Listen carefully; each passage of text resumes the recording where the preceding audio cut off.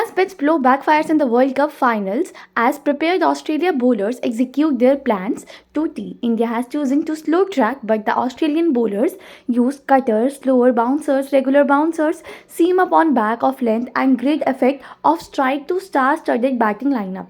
And not only this, for 40 nights since their first win against the Australian Chennai, India strode like a invincibles but would stumble on the 41st night to tame defeat. The defeat could be put down to the Australianism and always prevails on the big moments or just bad lucks. There will be a billion post-mortems of the loss around India in the coming days, but there are enough cricketing reason to ponder.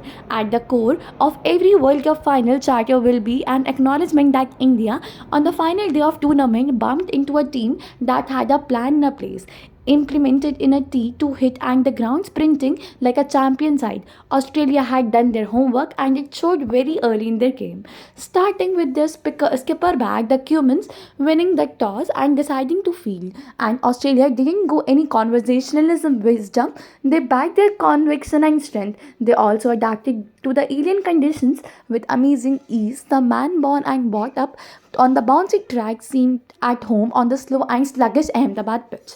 Ironically, it was the India that had consciously chosen the slow track and would trip them in the end, as he would do through the tournament. Coach Rahul Dravid had come in the support staff 3 days before the final to inspect the pitch. Now that pitch has been an anomaly in that Ahmedabad has laid out to the World Cup, but this track has sluggish stood up more than the most, and the same track where India had the beaten Pakistan last month. Australia had generally bowling plan for the Indian team and the specific field placements for every batsman. The seamers didn't bowl full. The spinners were not too quick and also fielded like the dependent and saves and catches.